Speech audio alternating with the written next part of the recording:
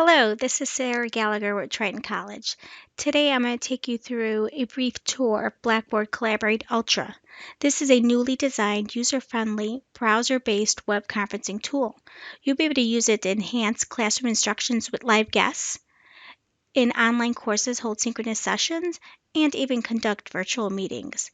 Throughout our pilot session, our instructors used it for a variety of reasons, including providing an overview of the syllabus, review sessions, recording mini lessons so students who missed a class can go back and watch it. We had one instructor who used the document camera to solve math problems in her fully online course, office hours, advisory board meetings, monthly faculty meetings, as well as professional development. So let's go ahead and get started. The first thing I want to review with you is how to integrate this into your classroom. So what I'll need you to do first is to open up your Blackboard shell using Google Chrome. In order to use all of the features in Blackboard, we'll need to use Google Chrome. If you decide to use Firefox or another browser, you'll lose some of the features, and I'll identify those once we get in. So let's begin by integrating this into our classroom. So I'm logged into my course shell as an instructor. This course is ABC 123 Introduction to Sandwiches. And one way that you can provide yourself access to the course, to the Blackboard Collaborate Ultra tool in your course, is by clicking on the control panel once you're in your classroom.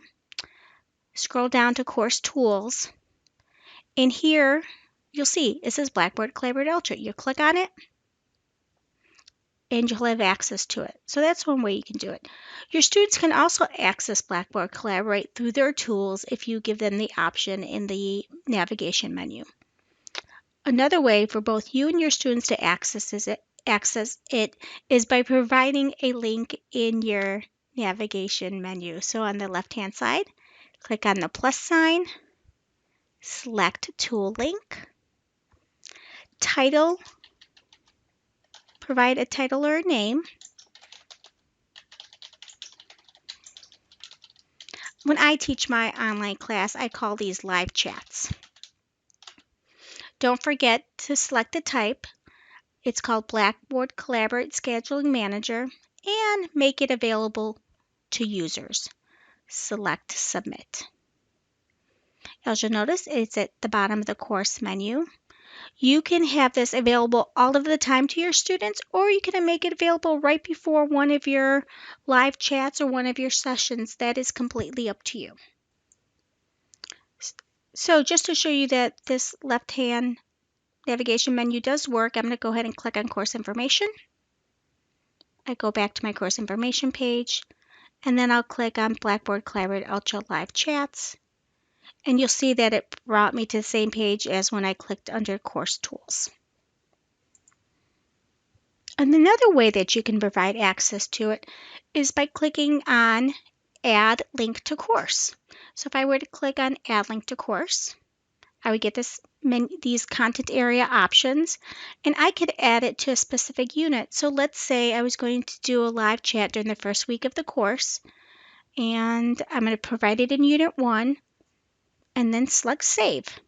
Now this will provide students a direct link to the Collaborate Ultra. It is not this page that they'll see. It'll actually open up the web conferencing session. So let me show you. We'll click on Course Materials. Scroll down to Unit 1. That's why I'd asked it to save it. And you'll notice at the bottom, I need to scroll, there is the session. So if I click on it, I'll go ahead and do that. Notice it's actually opening up the live session. I'm going to go ahead and close out of that for a minute. So that's one way, that's another way of providing access to it. So I'm going to go back to the full Collaborate. We can also provide some other options that we have in this area. If we click on Edit Room, we could change the title of the room.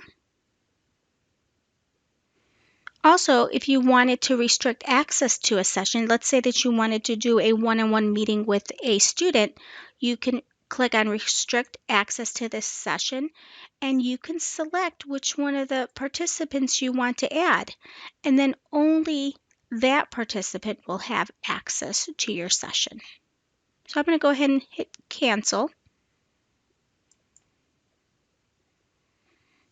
Another thing you can do is you can invite guests. So remember earlier when I mentioned inviting guests, this is actually a permanent link to this course shell, specifically Collaborate Ultra, not the entire course shell, just Collaborate Ultra. So if you would copy this link, you could send this to a guest, and then they could access the Blackboard Collaborate when you provide them to it. At this point, I recommend that you not use this add guest to invite and use this automatically. The current message that it sends out is confusing, so I'd recommend copying the link, composing an email, and sending it out to any of your guests. There's a few more items on this page that we're going to talk about later. What I'd like to do next is actually go ahead and join the room. Once again, I'm using Google Chrome. To access that, I'm going to select Join Room. So now this is opening the Collaborate Ultra session.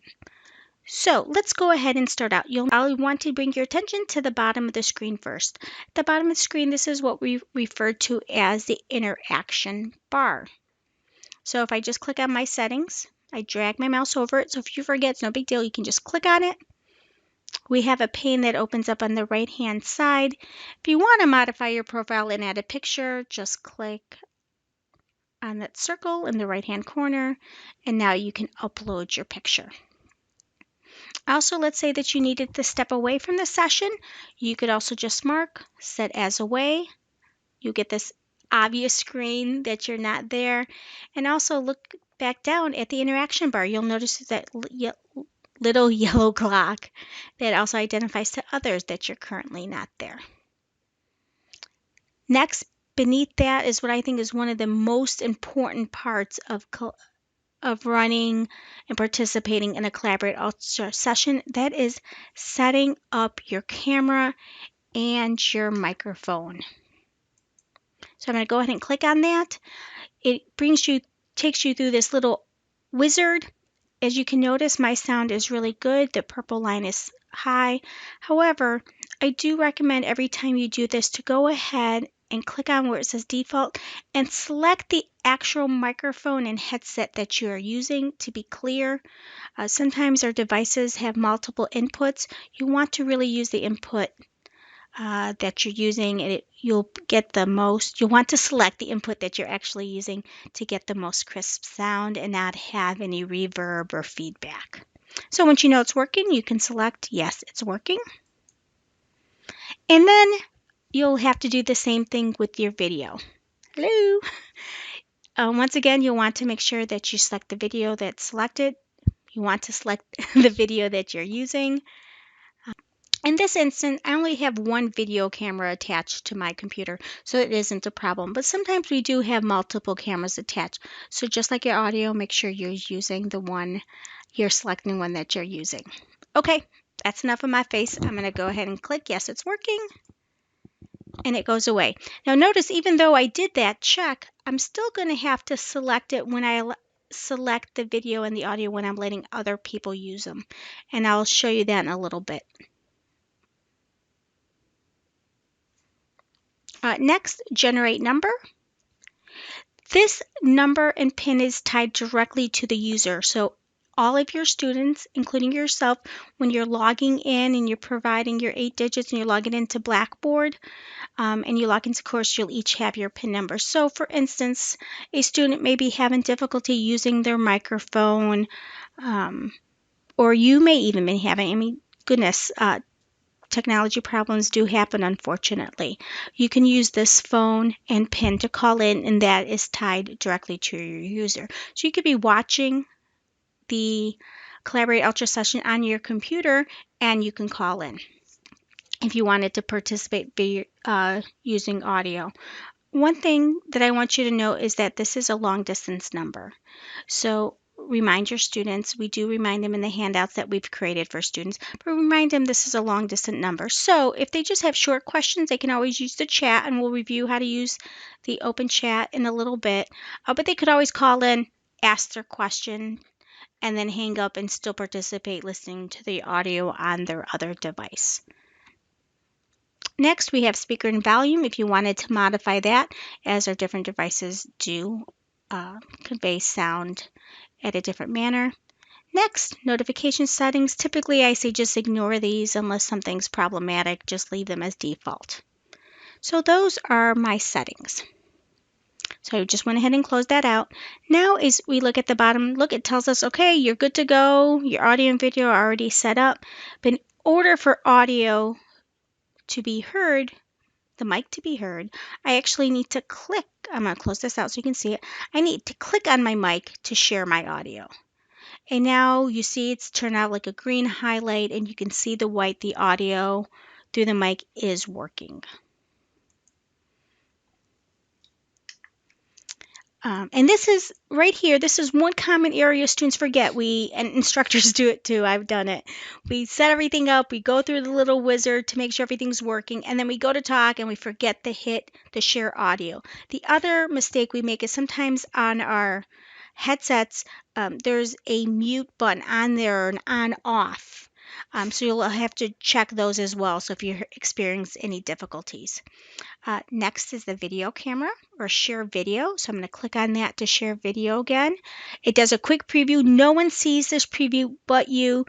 This is an excellent time when you're about to share your videos to take a look in your background. Look in the window on your computer to see what you're saying. Look in your background. Make sure there's nothing that is inappropriate or that you don't want anybody to see. If so, go ahead and move your camera around.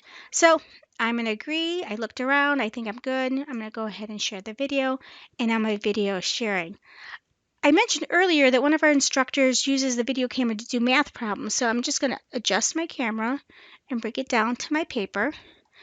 And you could do whatever you wanted on here. So it's kind of neat. So think outside of the box a little bit if you wanted to use your document camera to share something else.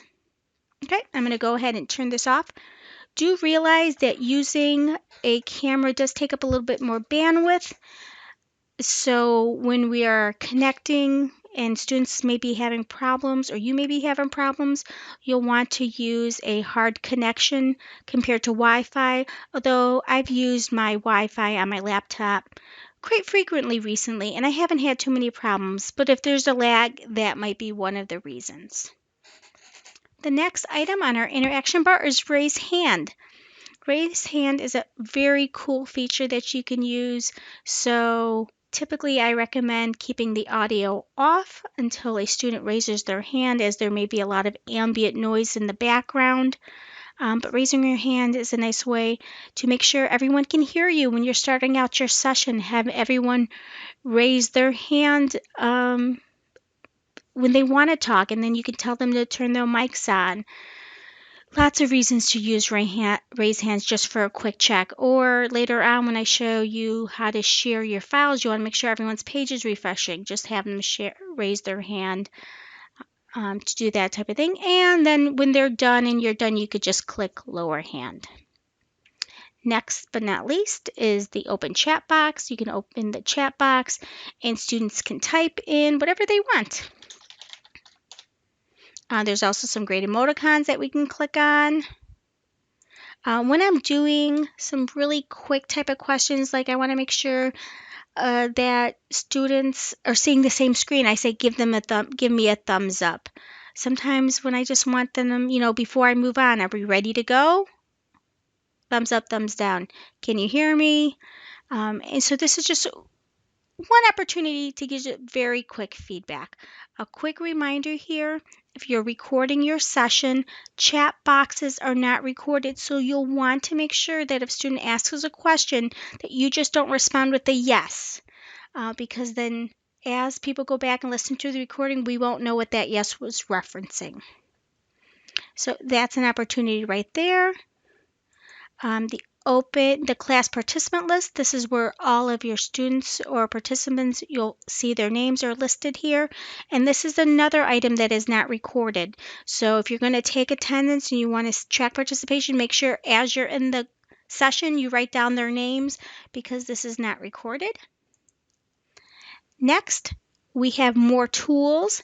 And I just talked about recording. Things don't record. So this is how you do a recording. You just select Start Recording. You get a little pop-up that recording started. At the top, you see the little movie camera with the red dot showing that it's recording. And then when you're done recording, hit stop.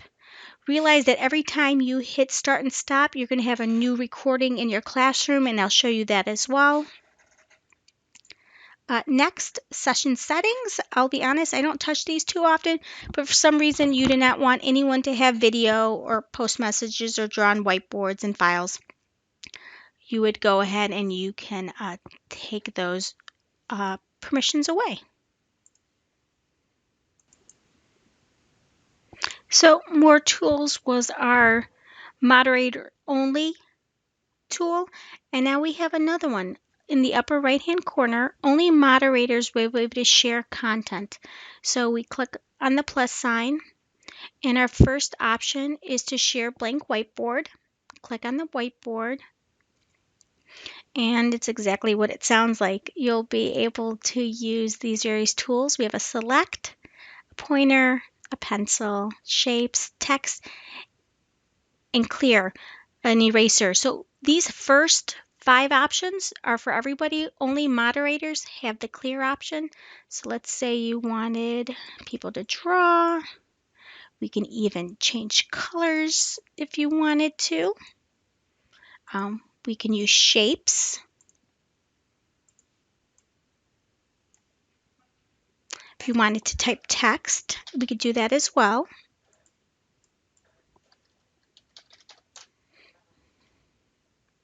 And change colors. So lots of different options. Remember, only the instructor, the moderator, has the clear erase button.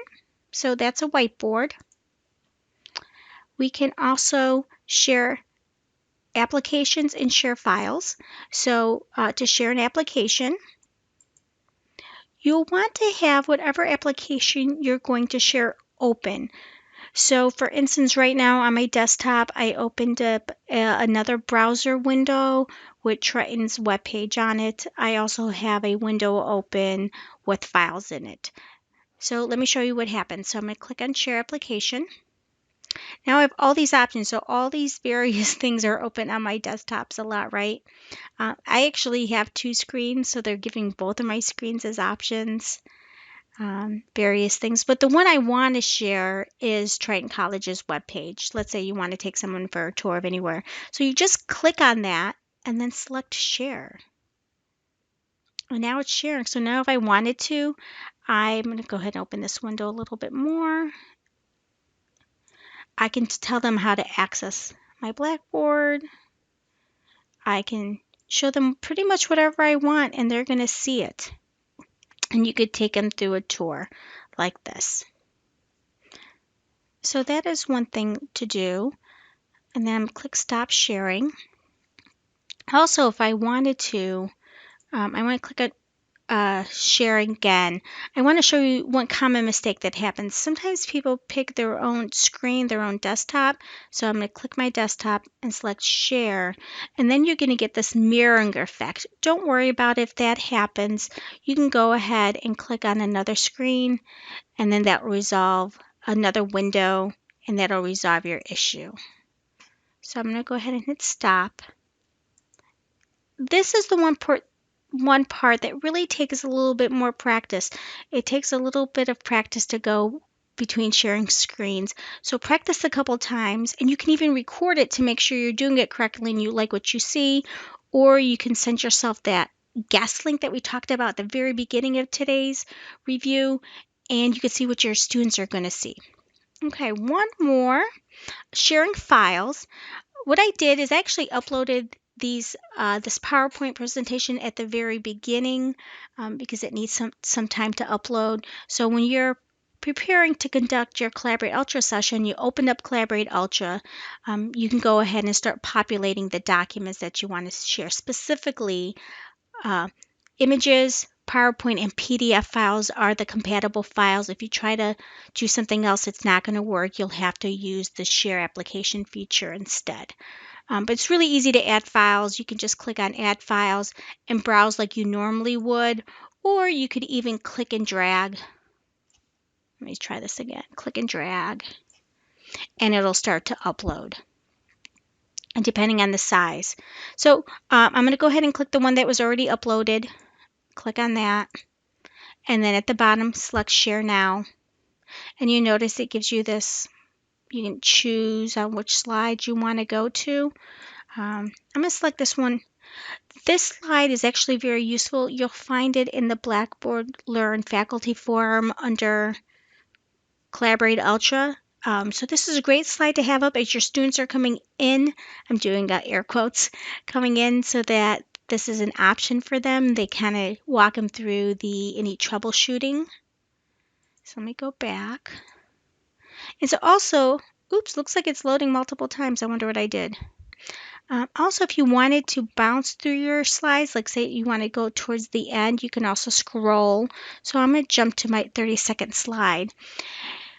And the reason I wanted to do this, I wanted to show you, even in your PowerPoint presentations, you can build in some opportunities to engage your audience for this one. Which color do you prefer?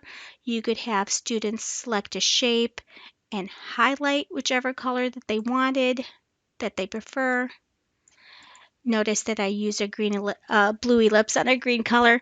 But if you build this into your PowerPoints, if you're going to use them, and it helps engage, when you're doing these sessions, remember, try to engage your audience at least once every 5 minutes. Okay, so that is sharing your PowerPoint presentation. A couple quick tips while we're here. If you double click, it enlarges. Notice the scroll bars at the top and the bottom. Each person needs to do this individually.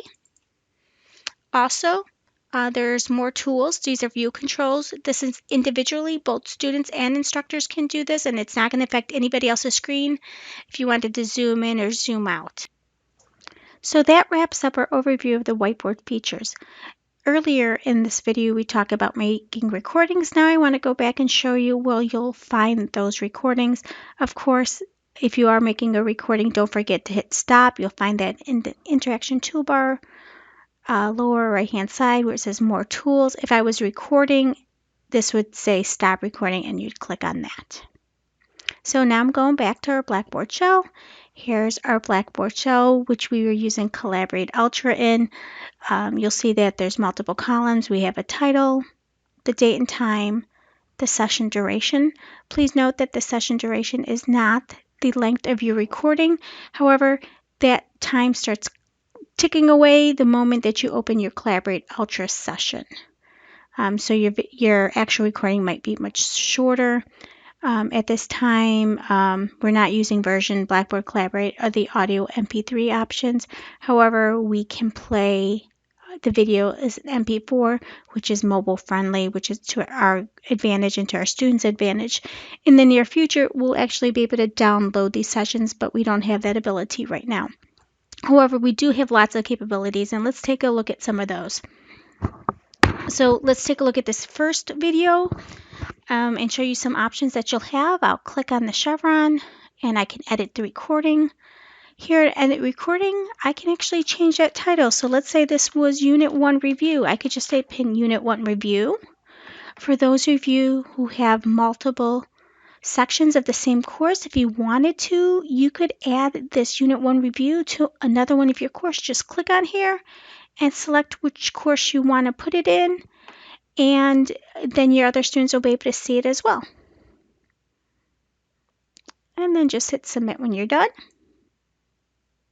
So now I'm changed to Unit 1 Review.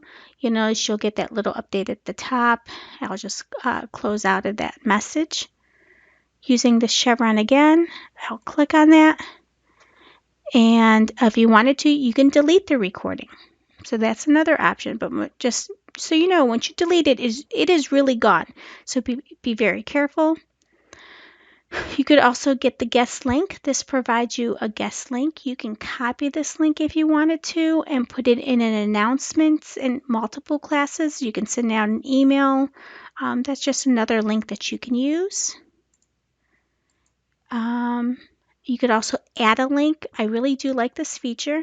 So if I wanted to add a link, and this is when Unit 1 review, I can select my course materials, select the drop down, and I can actually put that Unit 1 review directly into my Unit 1 course materials. So those are some of your options. And then once you're done, you can just click Save. So that is all I have for our Collaborate Ultra. Please make sure you visit us with any questions. Thank you very much. Have fun.